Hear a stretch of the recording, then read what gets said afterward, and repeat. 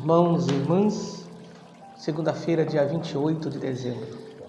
Estamos na oitava do Natal.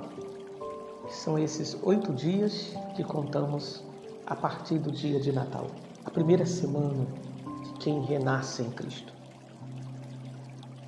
No dia 28 nós celebramos a festa dos Santos Inocentes, aquelas crianças que foram mortas por Herodes por causa de Jesus.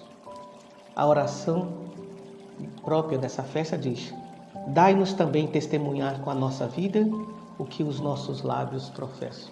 Essas crianças testemunharam com a sua vida, derramando o seu sangue, aquilo que os lábios deles ainda não professavam. E quando a gente vê um massacre de crianças, e hoje também um massacre de tantas pessoas, tantos conflitos, tantas guerras, tantas pessoas que lucram com a guerra, e tantos outros massacres de discriminação étnica, de gênero, religiosa, e podemos fazer uma legião de massacres, de pessoas sofrendo por causa disso.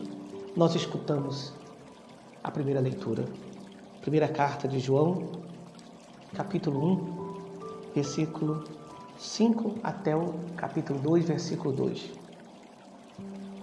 E o evangelista São João diz: Deus é luz e nele não há trevas. Se dissermos que estamos em comunhão com Ele, mas andamos nas trevas, estamos mentindo e não agimos pela verdade.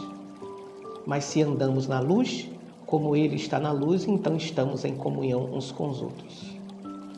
Portanto, minha gente, a nossa profissão não é aquilo que somente nós falamos, mas aquilo que nós vivenciamos.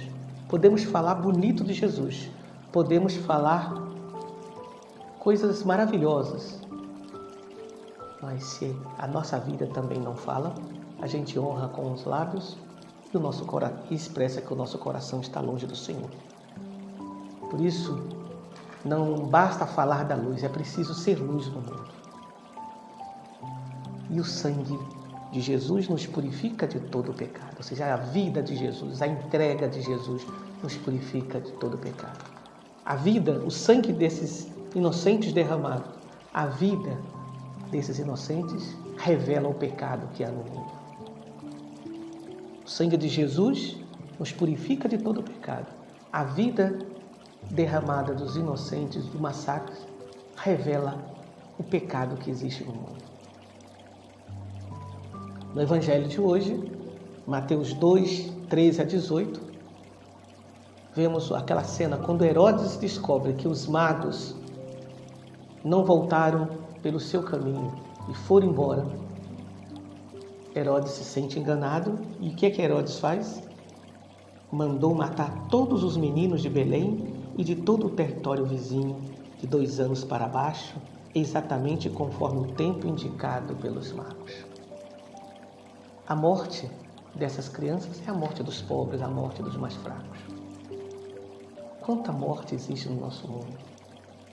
Sejam mortes pela guerra, mas morte muitas vezes por uma política de guerra, de fome. Quantos irmãos morrem de fome no nosso país? Morrem por não terem as condições mínimas, por uma política que muitas vezes se pensa numa elite e não pensa no bem comum, como nos lembra o Evangelho, como nos recordou o Papa Francisco em Fratelli Tutti. Por isso, nós, quando olhamos para este menino no presépio, somos chamados a olhar para tantos outros meninos, para tantas outras pessoas que não têm lugar para ele na hospedaria do mundo. Por isso, digamos: Sacratíssimo Coração de Jesus, eu confio em vós. Nossa Senhora do Sagrado Coração, esperança dos desesperados, rogai por nós. São José, exemplo e padroeiro dos amigos do coração de Jesus, rogai por nós.